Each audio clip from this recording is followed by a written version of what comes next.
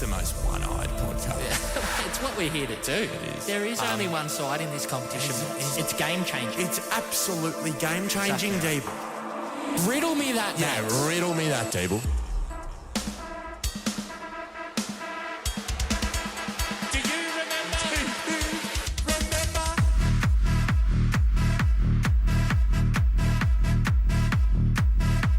It's what we're here to This is True Blood's number one independent Sydney Swans fan podcast in the home studio today to review our disappointing loss against the Pies, the upcoming derby against the Giants, and everything else about our Swannies girls. I am joined, as always, by the man who is loved by the mums. It is Alex Donnelly. Alex, how's it going? In context, that sounds absolutely terrible. We may as well get that out of the way nice and early. A lot of footy players' mums follow me on Instagram because of my views on women's footy, which is great. Unfortunately for all of them, I am taken. I am getting married. But also, Montana Ham's mum came up to me on Saturday. I'm pretty sure it was Montana Ham's mum, given the badge that she had on her badge and the striking resemblance that she had to Montana Ham. But shout out to her. She did say g'day, said she listens to everything that we do, which means that is a lot of content to listen to. But thank you for the support. Please keep on downloading. Yes, I'm a big mum guy. Yeah, I had to throw that in there because I didn't think there was going to be an opportunity to really get to the actual fun stuff that happened on the day because Yeah. there wasn't a lot of it. Let's just put it that way. No, it was a very frustrating Saturday. It was a very frustrating afternoon to be at the football. Unfortunately, the result didn't go our way, but we had been talking in recent weeks that there's lots to improve on. Shock horror, there's more to improve on. Yeah, look, everything that we have been pointing out areas of concern came to the forefront in this game. And unfortunately, it came to the forefront with a team we were kind of hoping or we thought we were going to beat. And so that always sucks when you think it's just a tick in the column and then they come out and beat you. And I know we said last week that the Pies have been performing better than we expected, and they really did show up in this game. Full credit to them, and we didn't. So Yes. like Defensively, we talked about it pre-game, and I've been talking about on AFLW today that they've been very good all season defensively. They'd struggled to kick a score, and on Saturday, they decided to be ruthlessly efficient going forward, and we didn't help ourselves by gifting them a few goals due to some lazy defending and bad turnovers, which we'll get more into later. They won the game with relentless pressure. Let's give them their credit. Collingwood did deserve to win this game, but we did not help ourselves in any way with any of the things that we did in basically all bar 6% of the game, I'd say. yeah, look, they just showed a lot more, and uh, like as I said, credit to them because it's hard when you're sitting there going, God, especially because so far we just haven't seen it, and it's just like they are just the better team. Like anything we tried just didn't get pulled off. We were fumbly, we kept dropping marks. Our tackling was still okay. We couldn't win a center clearance. We couldn't take a mark inside 50, forward 50. Like everything that we tried just wasn't coming off, which we had, as we said, seen shades of in previous weeks, but it was just so evident in this game. And the only thing that I think an issue that had been coming up was we were starting games slow. I don't even think we started this game slow. We just couldn't take opportunities whenever they presented themselves. Yeah, well, we were scoreless at quarter time. They'd kicked 2 goals. One of their goals was a pretty lucky sort of Joe the Goose out the back one, but one of their goals did come from a pretty average sort of, I think it was the goal that Centra kicked or Howarth kicked, one of the two. They Yeah. both kicked a goal in the first quarter. It was the short little chip into the forward 50 where for 15 seconds someone was free and no one decided to man up. And we gave them 2 goals throughout the afternoon by just sort of walking around in defence, and Collingwood being much more alert, much more on their toes throughout the day, which was kind of the theme of the day, that we were sort of second of the footy. They were on top of us pressure-wise all day. I did have a chat. I got lucky enough to chat to Scotty after the game at the press conference and just after it quickly and just asked him about the pressure. And he said, well, we were above our average for the season. So as far as the benchmarks that the Swans have and what they do, they were above that for the season. And he just said Collingwood were just at another level on the day Yeah. for us. They were here ready to play from the first bounce. And he's like, we were kind of a little bit sort of shocked, but then the perceived pressure as the game went on really led to those fumbles. And then you could almost see it in some of the contests where you could sense that they could sense footsteps coming, and watching it at ground level, being so close to the ground we were, where we were over on the far half forward flank, you could see that there was not second guessing, but a bit of there was some tentative moments throughout the game, which isn't the way that the Swans usually play footy, but just the worst concern for me was the way that they used the footy throughout the afternoon. It was just they butchered the football all afternoon. Like, Yeah. yes, I know a footy's made of cow leather. Well, they butchered that cow all day.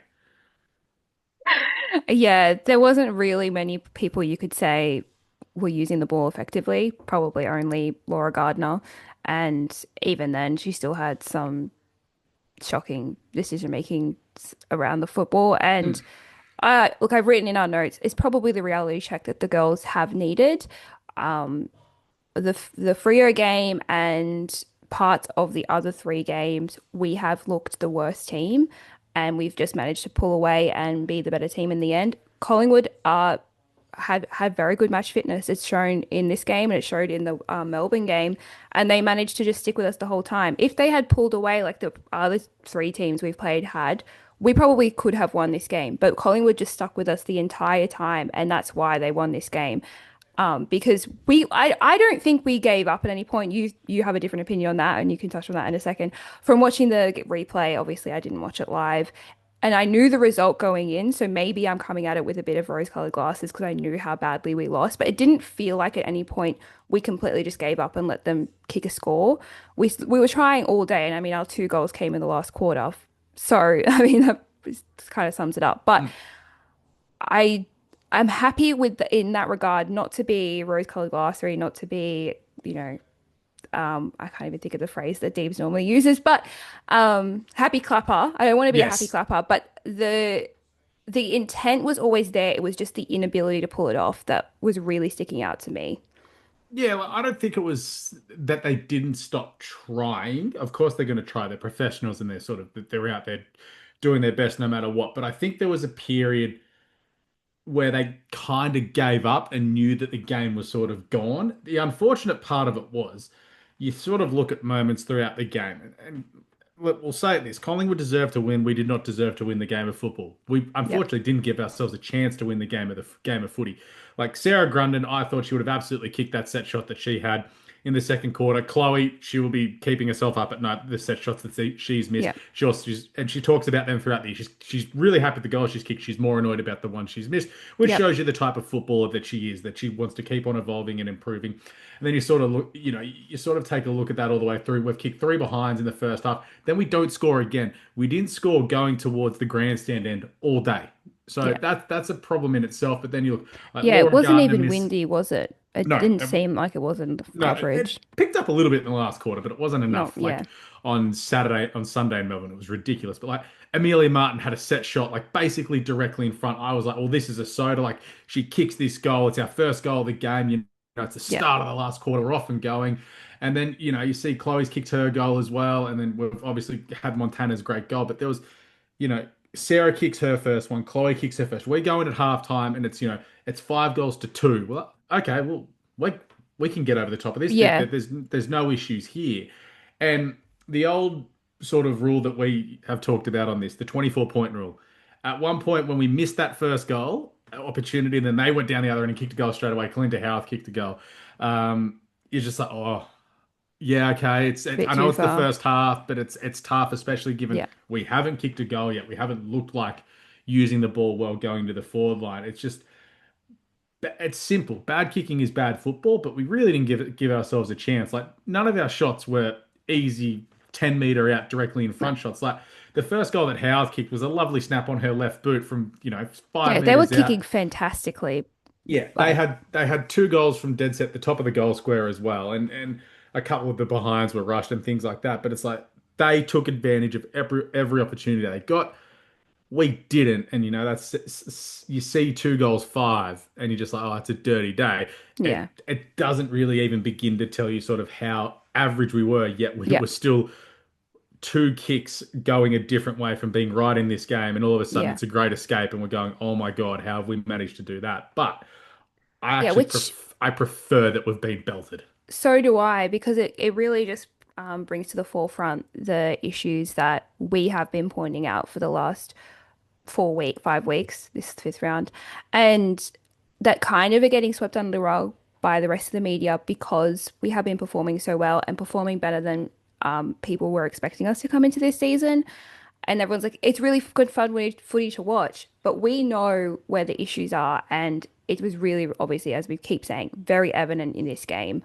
And I think it's kind of a reality check for us, a reality check for the rest of the league of where we're actually at. I do still think we're one of the top teams in the competition, don't get me wrong. But having this loss now saves us having a heartbreaking loss at the end of the season to potentially miss finals, right? And Oh, well, yeah. I'd rather lose this than the derby next week, put it that way. I'd Oh, rather, yeah, 100%. like, don't get me wrong, hate losing to Collingwood. My usual motto is anyone but Collingwood, but I would much rather lose this game to a team that I believe, not this year, but definitely next year can push up the table. Like, the Yeah. best thing for Collingwood is to win 2 games. Like, the best thing for Collingwood now is to remain competitive for the rest of the year and sort of fall away a little bit because, Yeah. like the Swans last year, they'll get a better draw again next year. They want to finish 15th because there are some very, very shit teams in this competition at the moment. Yeah. And Collingwood have had a couple of injuries already. Like, they've got one of the most exciting forwards in the competition, Mateta Breed, who isn't playing this year. She's injured. She's out for the year. Her mum tossed the coin on Saturday and on TikTok said, "Well, I'll tell you what's funny, Mateta. I'm going to get more on ground time this year Haven't than you? you." Brilliant drive by Mateta Breed's mum. Like, absolutely See, this is why phenomenal Alex is gear. big with the mums. Phenomenal content. That's the only positive of Collingwood's content that we will talk up. But Yeah. it's But they're very much having like a West Coast of last year. Yeah. Like they yeah, had a really good start to the season and then they fell their away and, defense is you know, good. we smashed them at the end of the year. So they're winning in areas that we are lacking in. Like they were really good defensively. That our forward line has been an issue Oh, all season so far. Where was our forward line, Alex? Couldn't tell ya. No one had a good day. No one. Like our 2 goals had to come from midfielders. Where was everyone else? so the disappointing thing. So you go. This is where you sort of take a look at the stats.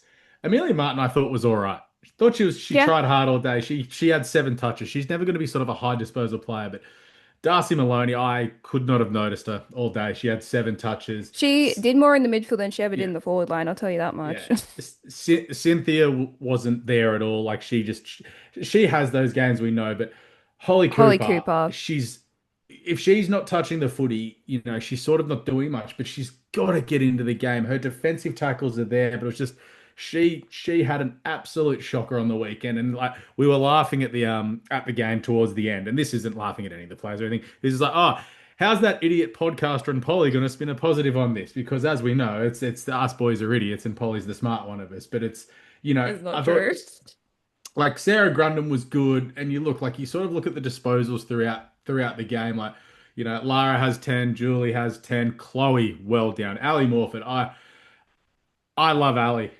I don't think she's played a worse game for the Swans than when she was injured last year Which than is that game. crazy because she still did dominate that rock battle, Yeah, but it didn't matter she at the was end of the she was day. she was Just dropping marks. The yeah, kicking decisions were bad.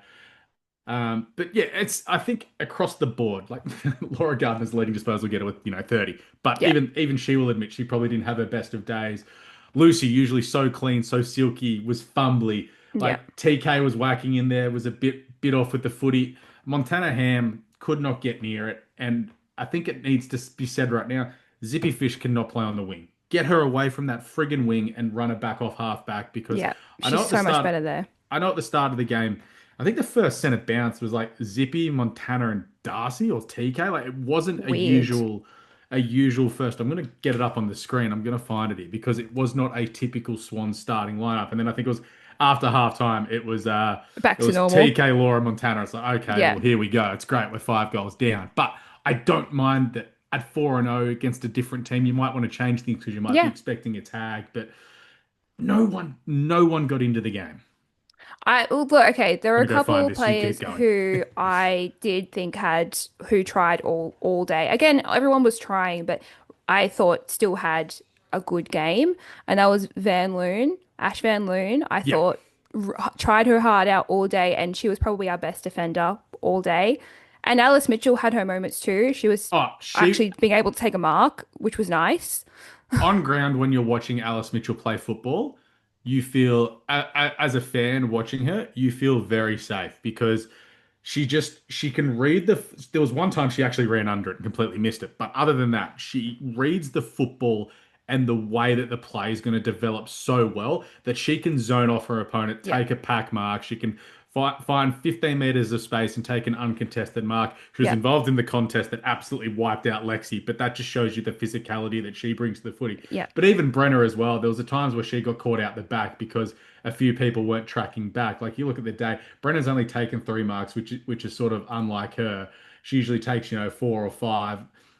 It was just one of those days where every little thing that sort of could have gone wrong Yeah, went wrong. did. Yeah. Need to And I will say about Alice Mitchell as well, she took that a really great grab, a 2-on-1, and she just read it so much better than the right in other two. front of Right at us. the yeah. So yeah, Alice had a great day, and I thought Lulu Puller also had a great day. They're three people that I think can still hang their hats high after this game. Again, I do think like everyone tried all day. You're going to have bad games. And unfortunately, most of our team decide to have a bad day on the same day. That's not ideal, but it happens. And I'd much rather happen in round 5 when we're 4-1 than for it to happen, when Yeah. we're might be 4-4, for example. I don't think we'll get to that point, but if So we are, opening bounce, by the way, for all those playing at home. Ali's in the ruck with Zippy, Laura, and I think it was Chloe, with Julie and Lulu on the wings, and Laura Gardner was on a half forward flank. It made no sense watching it yeah, from where we were, and then obviously the result was in it. But the problem was like because I've got the game rolling for the first minute here. Like we had the first inside 50, yeah, and it just misses Montana Ham. And if Montana takes that mark, she just sort of overruns it a little bit. Who knows how the game develops? And exactly. like it worked well having Montana leading out a full forward, but Yeah. outside of that, it was just sort of like okay, sort of went downhill from there.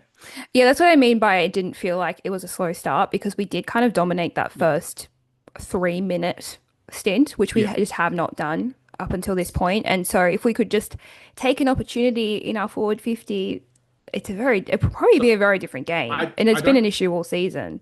I don't think it's not slow starts. It's more we give up quick goals in succession. Yeah. It was I put it to Scotty in the press conference. I'm like, it's the fourth time this year that you've given up quick goals in the first quarter. Like, what's going on? He's like, no, well, we just sort of pulled together in the meeting after the game where we had a quick chat about it. He's like, that was the first thing that was noted that they've got to stop Yeah. giving up those goals quickly to start with. And he's like, it's something that we're going to work. He's like, I don't know how or why it's happened because you look at what the men did in 2024, giving everyone 6-goal head starts and running them down like they're fucking Yeah. Chautauqua at Randwick Racecourse. But it's something that in the women's game you can't afford to do because 4 goals is so hard to bridge, as we've seen throughout so many games over the weekend. That 4 goals can almost win you, will usually Will we win do you the again? footy. Yeah. Yeah, it's definitely something that I think they know to work on. And I have full faith in our coaching staff and our leadership team that this is going to be resolved. I don't think we're going to Yeah. see a performance again like this year. No. It's just unfortunate it's happened. But again, it's probably better that it's happened now. Yeah, but like you look at the stats, we've dominated inside 50s throughout the day. Ali's dominated the ruck and hitouts, but we've lost the clearances. They beat us around the footy with uncontested possessions. Like they were working a lot harder. They found a lot of space. They took 12 inside 50 marks to 4. We laid more tackles out. So our defense was good there. But you just sort of take a look through it and you can see, okay, it's the efficiency inside forward 50. Yeah. 64% for Collingwood, double their seasonal average. The Swans, half of their season average. Ours is, Yeah. 48. We've gone at 22.9. So that just goes to show that we're getting the footy. When we get the footy, we use it well.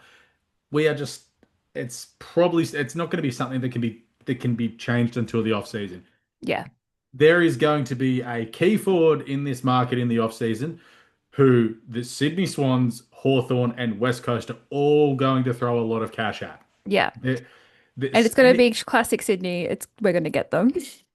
Oh, yeah, but the only problem is it's probably Taylor Smith from Brisbane Oh, because interesting.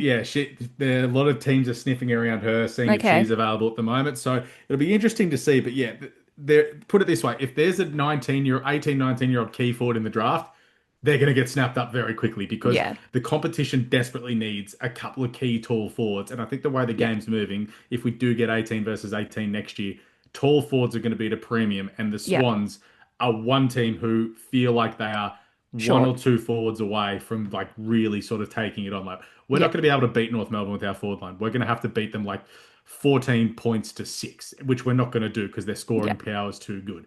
When you look at sort of all these good teams, you know, going forward, Adelaide have three or four good options to score goals. North Melbourne have Sheila, Talia Randall. Blackland Bogue is like the greatest forward in the history of football, and she's played 4 games ever. Vicky Wall kicks goals. You look at the Swans, it's like, oh yeah, okay, so it's going to be Montana. Cynthia might pop Chloe. up, and it's Chloe. Yeah. And other than that, it's like maybe Holly Cooper and Amelia Martin kicks a goal. Yeah. You need three or four players who, on their day, can kick four, and then maybe the others chip in with one or two. We Yeah. have the two people who can kick a bag.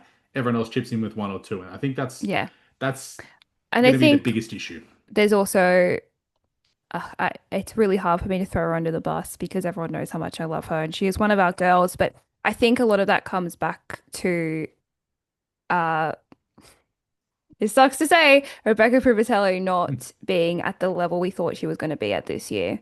Like she is probably who we put our hopes and I don't want to say hopes and dreams, but she was like she's going to be our key forward for the remainder of the year, and it hasn't really come off the way we were expecting. And I think that's kind of put us in a weird position with our forward line Yeah, because we don't know how to structure it now without yeah. her being the main pillar.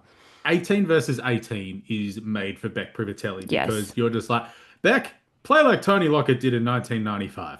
Go sit in the goal square, lead out, and do not leave the forward 50 all day. Holly Cooper, your job is to get to her feet and Yeah. snap goals. And that's where I think you see players, it's like, she'd be straight in, she'd be full forward, she'd be out of the goal square. Means Chloe, Montana, Lucy, Zippy, Darcy, everyone can just rotate through that, midfield, rest forward, and that's where the Swans' advantage would come. But until that happens, it's just us talking fanciful hopes and dreams. Yes. Um, It's not things that can be fixed in the no, uh present. Sorry, that's what I was looking for. In the current in the current day, the way things are, it's we are definitely lacking. Like I was worried about our defensive line coming into this year. It's obviously come up in spades and we're excelling in that area. Where we're struggling now is our forwards and we say that, I but despite we're scoring a lot of points. yeah, I know. But again, they're coming from midfielders and we do Yeah. love goals. We do love scoreboard impact from midfielders here at True Bloods, but our forwards need to You know, lift we've their scored weight as well. the second most points in the competition, right? And we're whinging. It's just how It's these pretty things go, funny. Alex. Yeah, but so But yeah, yeah, North Melbourne are well ahead. Melbourne are 4 points behind us, but then it's a big gap to Brisbane, who have got lucky as they kicked 150 against Fremantle. But yeah. aside from that, like Carlton are well behind us. Adelaide have struggled this year. Hawthorn are genuine war criminals with the way they're scoring this season, being four and I one. don't know how they're. Anyway, we You don't look at play who they're Hawthorn, so it's playing. not worth talking about. But they Yeah, are a bizarre team at the moment. yeah. So we have the power. It's just we need to take advantage when we can. And if the Yeah, team has a very good defensive structure, I think we need to figure out a good way to break through them. We talked about it after the Geelong game. Bombing it long just doesn't work because we leave so much space open. Whereas we haven't really talked about how well Collingwood structured up against Chloe. mm, Obviously, they know her quite well, being an OG Collingwood player. They double teamed her all day in the forward line. A player would rush back from a sort of a wing halfback flank and stand in the space there. So that's why Chloe wasn't able to fly and jump at the ball. There was one or two times she had the legitimate opportunity to do so. She took marks. The delivery to Montana at times wasn't good. And then that's where the problem was, where Holly Cooper needed to be in and around the space, and she wasn't. It was one of those days. It yeah, happens. Thankfully, it's happened in round 4. This was a final. We'd be as flat as a tack, but yeah. we're still It's 4 and happened in 1. round We're 5 and in fourth. 4 and 1, and we're fourth. Yeah, it's I, like it's the not ideal, but it could be worse. And look, I feel like we'll be remiss if, and people will probably be mad if we don't talk about it. Should we talk about the commentary? well, I muted it because I got a few text messages on the side during the game Yeah, about it, saying when you watch the replay, you should mute it. I also need to yeah, be careful, given I work with these people, but yeah. if you know, I'm more than happy to do it. It was fine in the first quarter, and I don't know what happened after that. Then they forgot who was playing. It was just like they couldn't remember a player's name, which I find super disrespectful. If you're yeah, gonna commentate a professional league, it's the common decency to know the players' names.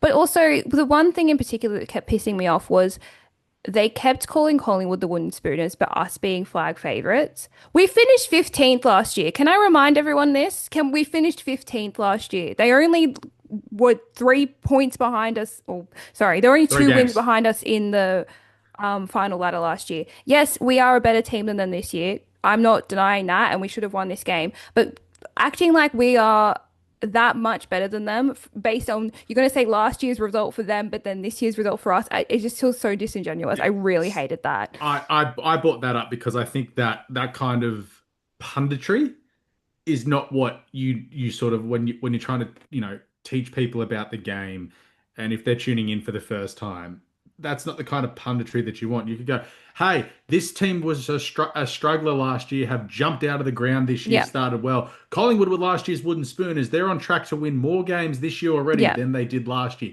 You need to sort of find Yeah. that nuance. I will give the commentators an out because I hadn't watched the game at Vic Park in years, and I'd never really paid attention to it. The commentary spot for them is genuinely eye level with the ground. It is in a horrendous Yeah, position. okay. So calling the footy there would be hard. But if you're calling off screen, the camera's a bit far away. Yeah. So I can It was just understand. random that they were fine in the first quarter and then just Yeah, completely forgot every play after that. That was the weirdest part to me because I was like, what happened? yeah. How'd you forget who everyone was? That's But just one of those things sometimes. Like yeah. especially like when you're watching at the ground level, like it is very easy from 100 meters away to get Ash Van Loon mixed up with a couple of her Oh, teammates. 100%. When Same we were with watching the Paris and game, Lulu. yeah, when we were watching the Freo game last week, there were multiple times when me and the boys were like, who was that? Who? Yeah. Oh, okay, yep, that's who that was. It is hard, but I'm not a professional commentator, so And also shout out to Lara Hausiger. I believe some of her old teammates were at the ground because anytime she got near the footy, they were near us and they went ballistic, which was that's pretty very fun sweet. too. We do need to touch on it. Julie O'Sullivan's knee. I was going to touch on it in the preview.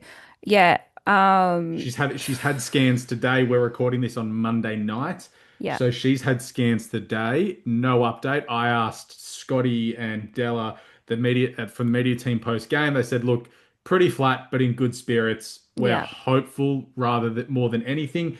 Whereas Lexi, we all thought she'd broken her shoulder, her collarbone, her arm, her everything. She got hit in the sternum. So, Yeah, well, she broke a rib. there you go. Yeah, so it came out. So Well, she's we not haven't playing heard this anything weekend. about Jules, which I assume might be a good thing because we've heard about all the other ACLs this week. So I think we it's an might, I'd be shocked if it wasn't an ACL or an yeah. MCL. But Lexi, so it came out from Sarah Black earlier today. She went to hospital after the game to check her lungs to see if there was any damage. No damage to her lungs. Does have a hairline crack in her rib. Technically, will be a chance to play next week. Yeah. I don't think we'll see her. Remains a chance. There you are. Hold that. Yeah. I don't think we'll see her. That's what Sarah Black's saying. I mean, I don't think we need to play her, so there's probably no, don't worth the risk. And again, we'll touch on it in the preview. But yeah, she went down as well. Obviously not great. And the last thing that we should need to talk about, another Goal of the Year nomination. Yeah, that was we got up and about for that. Don't I get me hope wrong. so. We got very crazy over on our far wing for that. I think you Yeah. can see it on the coverage if Yeah. anyone wants to play Where's Wally with the three boys.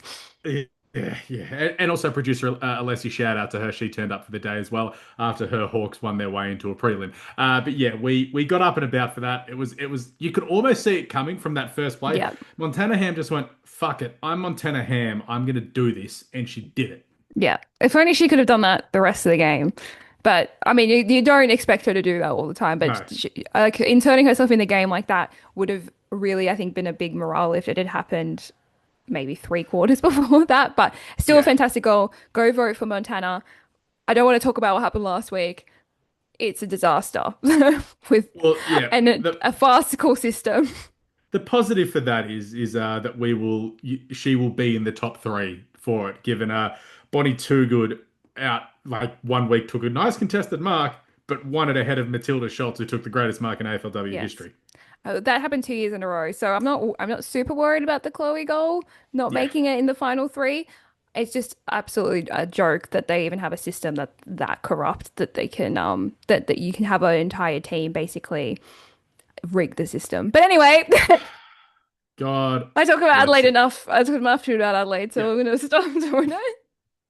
Port Adelaide are fun. They won a game on the weekend. Good for them. No, Adelaide, not Port Adelaide. Sorry, Adelaide. we do need to talk. We'll talk. Do we want to talk about how the results went our way now or in the preview? Well, let's talk about it in the preview. All right. But I think we'll probably end this here. We'll jump into the social seg right after this. Alex, do you know what's better than a game at Henson Park? Tins on the hill at Henson Park. or the Derby at Henson Park. And this week, the Derby is happening at Henson Park, and you simply must get down. The Swans are trying to get 6,000 people there. That is their goal, and that helps the league so much with expanding and becoming better and more accessible and having more games, and everything that we want to see happen in the W relies on people going to the game. So if you can get down on Sunday afternoon, we would love to see you there. I'm going to be wearing my Derby shirt. I will love to see you and say hello. There's going to be all of the names that you hear constantly on this podcast, so please get down. Tickets are $15, so it's a very accessible way for people to get in the game. And just note, by people going through the gates to get to games, it actually means that these players, these coaches, these staff, everyone who does all of this work to get this competition up and running can get paid a better salary, which means that some of them might not have to do some work in the off season or might Yes. not in the middle of the week go to their casual job to make sure that they can cover rent.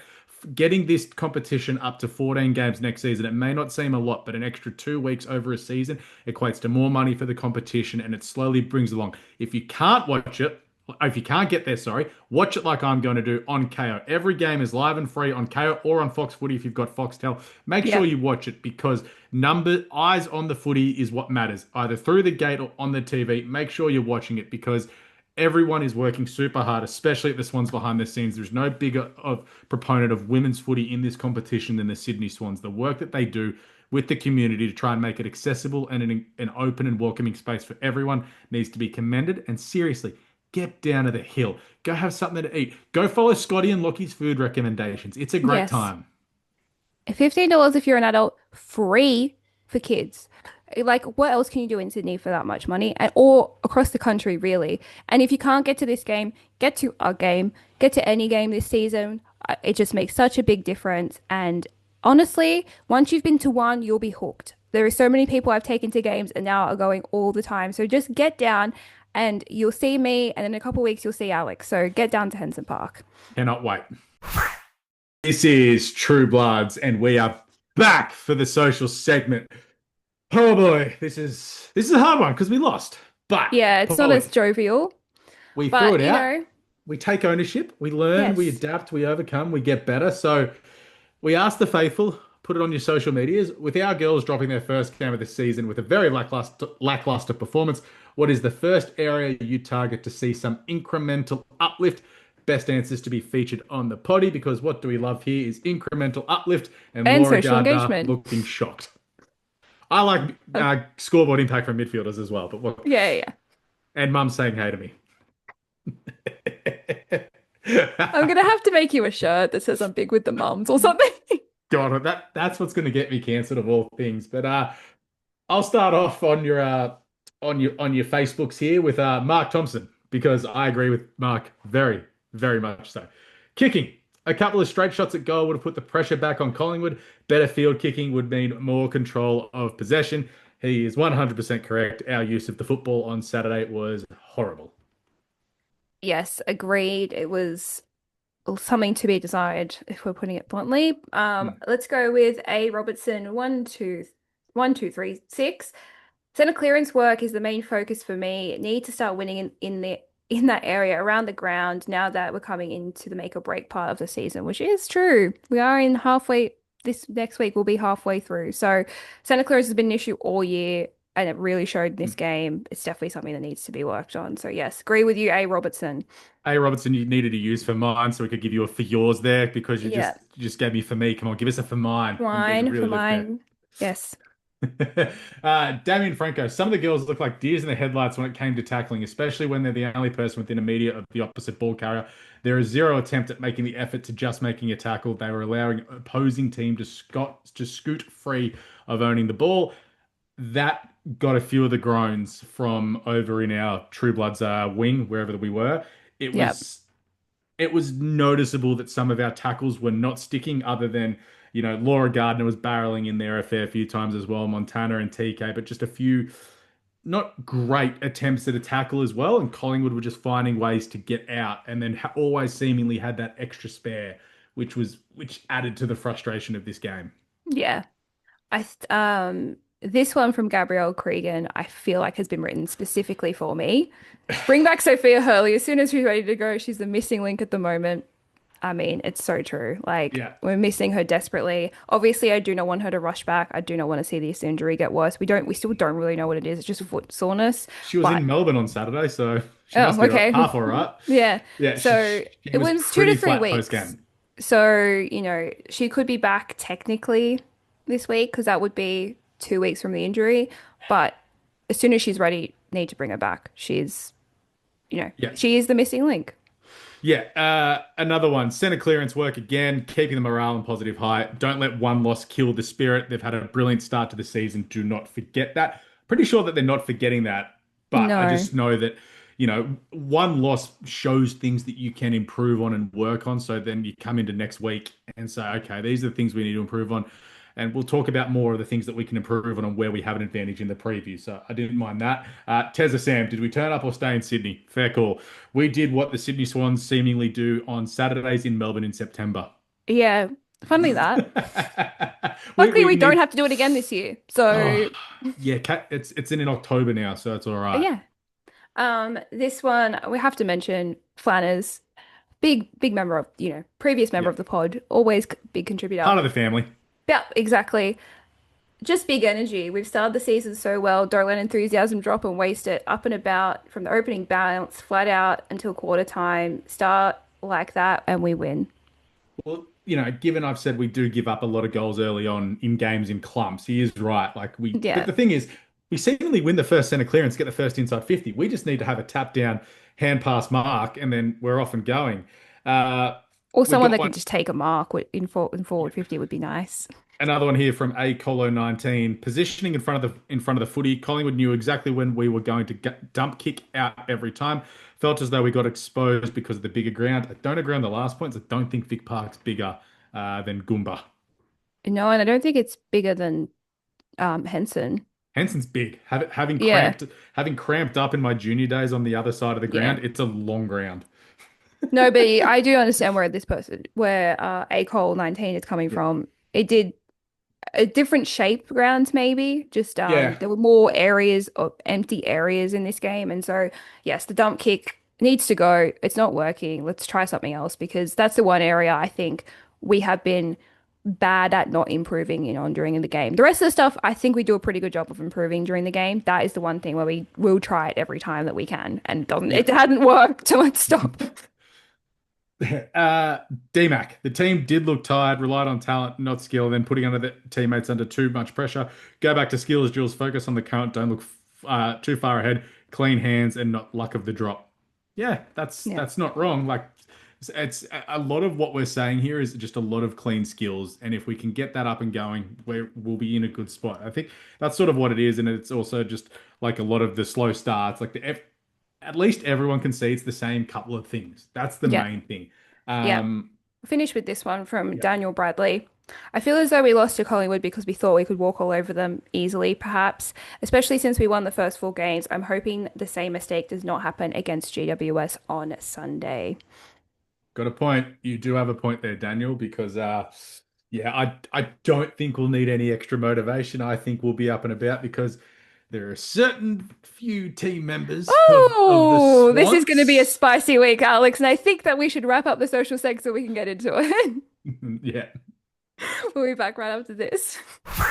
Welcome back to True Bloods. And Alex, it is Derby week. Are you excited? I'm excited. I'm actually kind of flat that I'm not coming to Sydney This because could I have did been a have. really good one to come up for. I understand the Carlton one. That's a totally Yeah. valid, but So I asked, do I do Derby or do I do Pride? And everyone's like Pride. And then it also just with me, with what I do for my real job as well, aside from, talking a lot of rubbish on podcasts, yeah. being at home across the weekend during spring racing carnival, kind of got to do that, unfortunately. So Yeah. I think we're just like, I can sneak away on that Sunday when Pride is because whatever's happened the day before doesn't affect the next day, whereas there's other stuff going on at the Yeah. moment. So unfortunately, missed the Derby, but also everyone said Pride will be much more fun. So I listened Hey, to the look. crowd.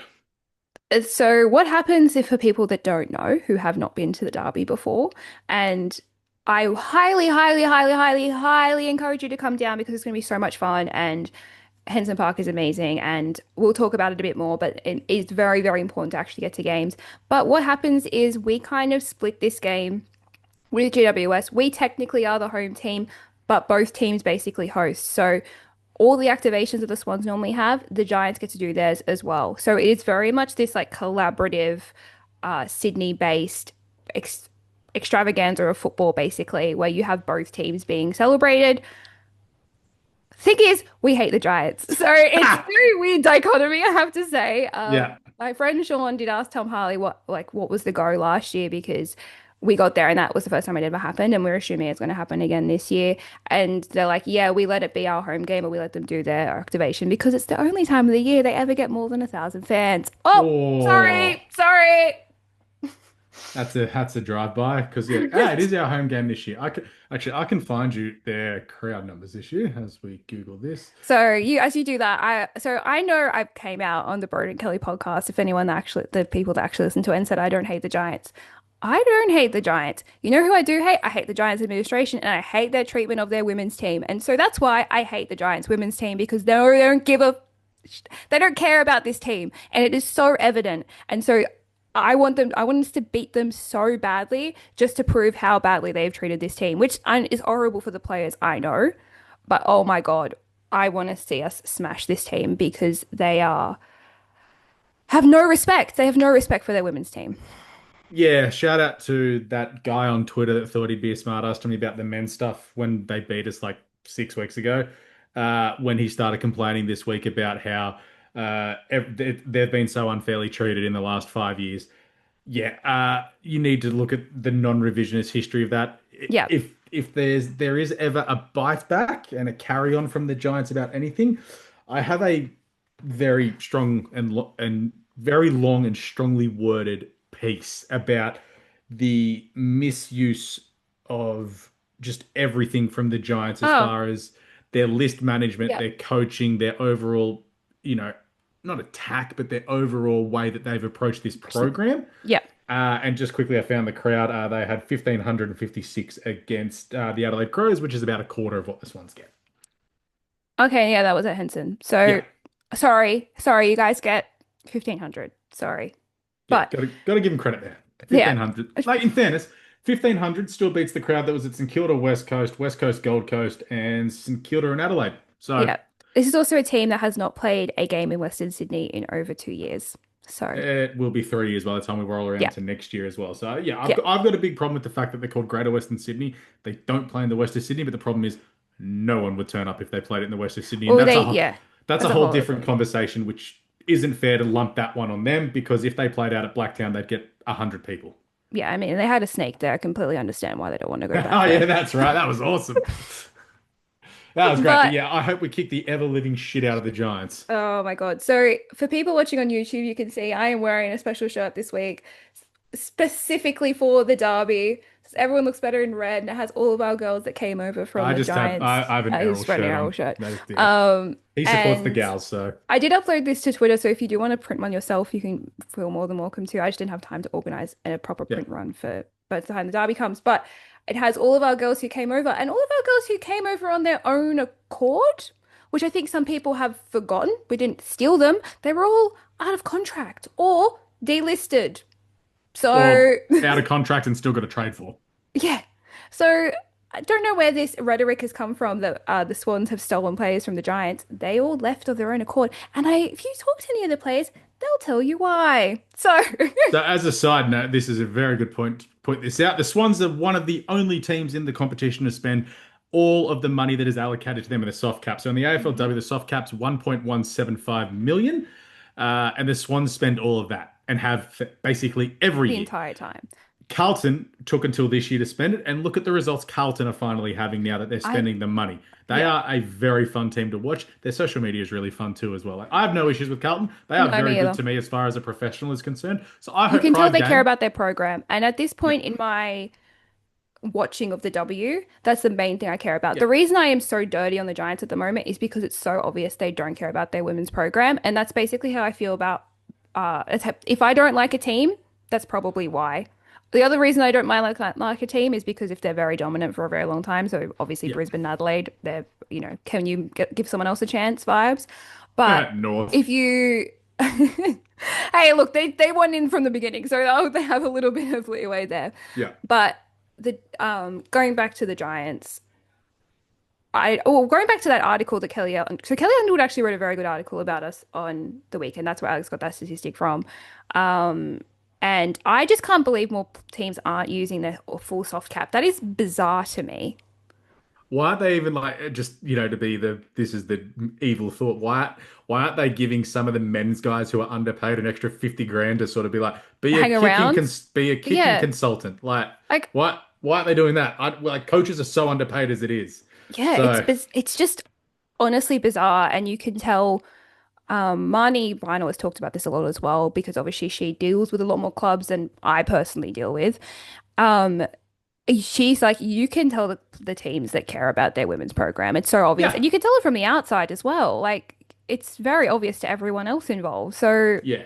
In fairness, I think we're at the point where a high majority care about their program. There's probably five teams that don't, and it's yeah, pretty obvious as to sort of who they are. yeah, But we are a team that cares about our women's program. We're a program that cares about the women's program, hence why we yes. are, I would believe, one of the only individual AFLW podcasts as well. I know there is a couple of them out there. There is a Hawthorn one Hawks as well, one. and Yep. Free Kick as well, I believe. I don't think they Um, had a specific club though. yeah, no, they don't. Yeah, But but as far as W programs are concerned, yes. that Hawthorn one, they do one as well. So shout out to those guys.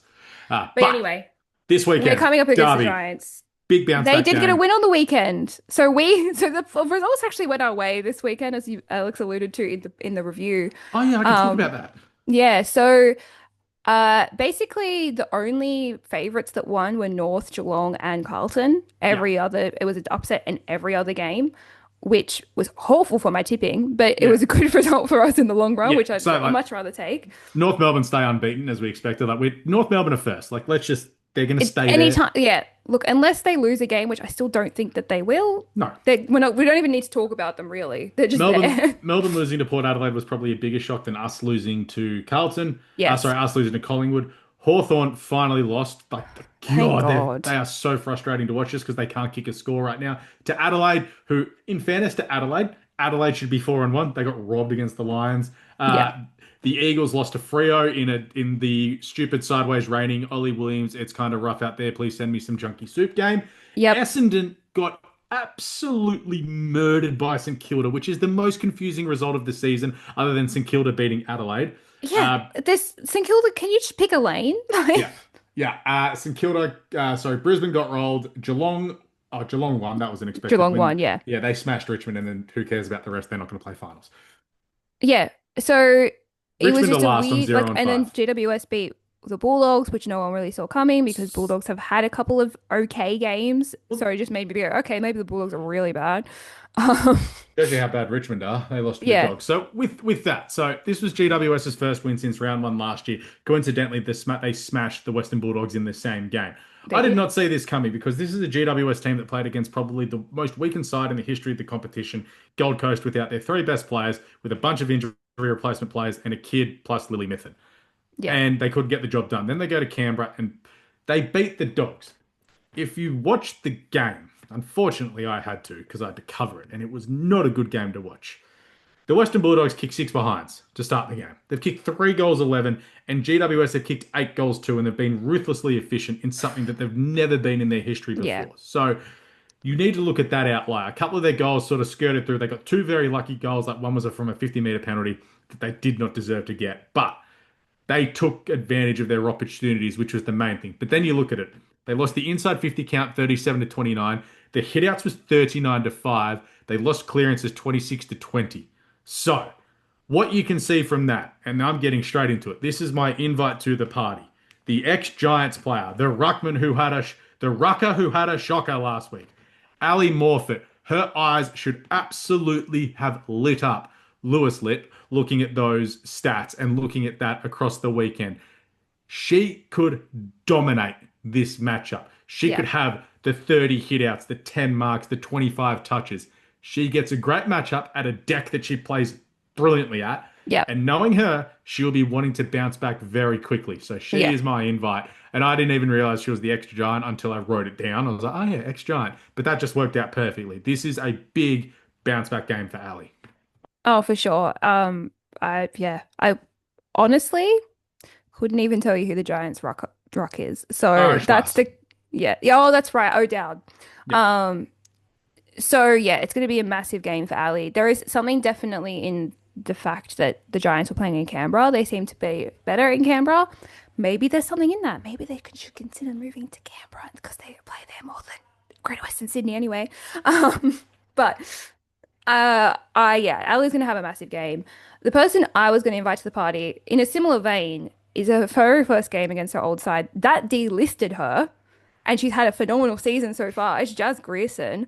I am expecting her to have a blinder because she has a point to prove, and I still to this day do not understand why they delisted her. I'm very thankful they did. Thanks, Giants. We'll take her. She's been fantastic. So I'm really looking forward to seeing how good she comes out against them. That's my invitation to the party. Let's quickly talk selection because we know it's fairly certain that Julia O'Sullivan will be out this week. That knee did not look good, so someone will have to come in for her. And I'm assuming someone will probably come in for Lexi if she has done her broken a rib, like that has The been unfortunate reported. thing is, we started the season so well as far as the competition is concerned. I think we've had 6 ACLs in 2 weeks. Montana Yeah, McKinnon did hers again. A player from Essendon did hers. Julie's probably done hers, and then there was two the week before. Like Montana yeah. McKinnon's just come back from one from Richmond as well. So footy sucks. Yeah, I think it's a level of games being played at different venues and Oh all yeah, that can kind we of talk about stuff. the ground? Sorry, I didn't mention this in Yes. the Yeah, in I was the going to ask you about this and it just slipped my mind. Yeah, it looked yeah. terrible. Oh yeah, no, it looked like a heap of shit because it's a Yeah. dog park during the week. Yeah. Yeah. So there was mesh in the goal square. I was going to ask some players, but then I didn't want to do that because, again, Yeah. they probably wouldn't want to talk about it anyway. But there was Yeah. mesh. There was mesh in the goal square, like actual mesh netting, which was basically painted green because there's sand there because they're trying to regrow the grass. So yeah, the ground sucked.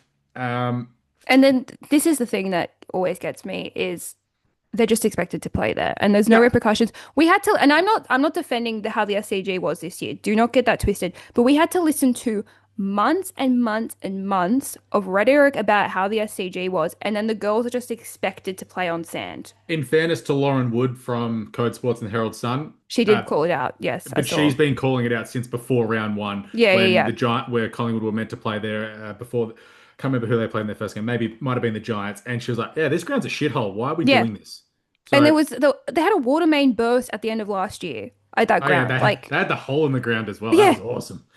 Yeah, so it's just a disaster of a ground, but I think that probably leads to why there's been a few ACLs this just because like we're playing at not great venues. But anyway, talking about selection, I'm expecting we will see Ruby Sargent Wilson come in for Julia O'Sullivan. She's been waiting basically all season to come back into the team, and I think this is a perfect opportunity for her. We might also see Sarah Steele Park. I don't know where she is at in her Mm. development, but she's the other one that could be big name, big week to be a double-barreled name. But I would assume Ruby is above her. Also, with Lexi going out, I assume Reed comes back in. I'm also pegging that my girl, back for Vitelli, will be back this week and she will kick her 50th goal because we're playing the Giants. And if she doesn't kick it this week, it's never going to happen. I'm trying to find the lineup from last week so I can see who. This doesn't even have who our emergencies are. That's great. That doesn't really help me at all. I wanted to know who our emergencies were She's because were. I'd look at that. Um, yeah, I don't know what we do as far as changes is concerned. Obviously, Julia O'Sullivan's going to be an enforced change.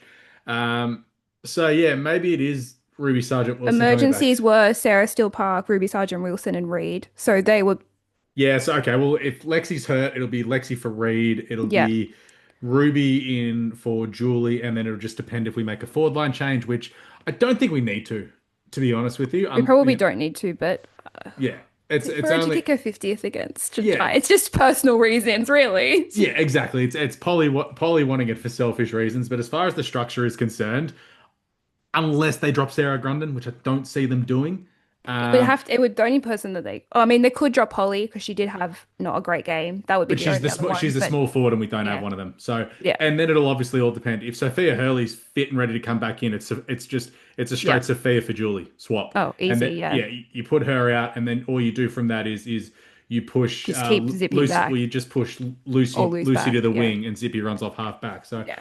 I actually hope that Sophia's back and ready to go because It'd be- I think Makes our lives a lot we easier. talked about it on Saturday that what she does frees up Montana Ham frees up Chloe because she Yeah. can play that extra bit in the midfield, and those two can go forward, and she can Yeah. work with LG and whoever else is in that midfield as well. So I think, yeah, hopefully she's right. If she's only tentative, save her for Adelaide.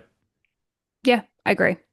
Because, yeah, we do have a double header of pain on the Yes. horizon. And so this is our last opportunity to get all the issues we've come up against in the past 5 weeks fixed. And this is official halfway point of the season. So to go into Adelaide and North 5-1, it doesn't, Yeah. I mean, obviously it could be better than that, but it doesn't get much better than that. And I think we would have been licking our lips at the start of the season if we knew that we could be 5-1 going into those two games. Yeah. It's actually a bad 3 run, I think, because then after that it's Carlson. So Yes. And you've got the D's in there as the well. But D's as more well, importantly, yeah. Swannies by how far? I'm going 34. Yep. I think it's going to be a big day. I'm trying not to let this result get me down and just move forward. And I think a 34-point margin is where we're going. Yeah, I'm going 22 points, a comfortable sort of never in doubt, but it's like, 56 to 34. Yeah. Should we do some tipping? We should do some tipping because I do have it up there. Everyone had a Barry Crocker shocker Yeah, last I'm not gonna. week. Yeah, Big Phil still leading the way with Greg on the Goldie, Britty 93, and GT Henson all on 33. Deebs and Madriz are rounding out the top six on 32. And then there's just a massive group all the way down to Madison Clark on 17, who is still He's last. on 17. I think he's just given up. I think he's just given up. This is him going, all right, I'm just going for the spoon now. Yeah. So funny 100%. thing is, I'm going terribly in this. Yet in another competition, I'm third. So Yeah, same. True Bloods knows ball. Is They what do I'm know saying. ball. It helps when the squads are doing well as well, I think. Actually, a mate of mine's winning our other competition. He'd be in front of this. Josh Rickard Ford, big AFLW fan, friend of Talia Randall's from North Melbourne. So shout out to Josh. I probably owe him a case of beer if he wins. But we do get into this weekend. So Collingwood, the Pies at Victoria Park, take on Hawthorn. I'm going to tip Collingwood. So am I.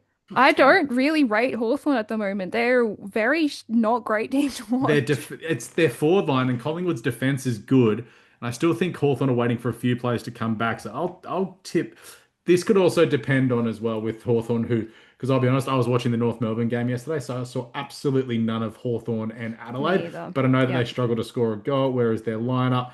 Yes, Jasmine Fleming came in, but they're still waiting for Aileen Gilroy to come back in. And I don't know what's going wrong with her hamstring. It was meant to be a 1 weeker. But I don't know how forward line of Greta Bodie, Mackenzie Erdley, and Aine McDonough can't kick a score at the moment. It's really Yeah. confusing. Port Adelaide take on Geelong at Alberton. Cats. Geelong. North take on Carlton. I North. might go to this because this will be fun. Yeah, I think obviously North is still going to win, but this is going to be closer than people are thinking because Carlton are a very fun team to watch at the moment. Yeah. Freo take on the Bombers. Bombers starting to get smashed with injury.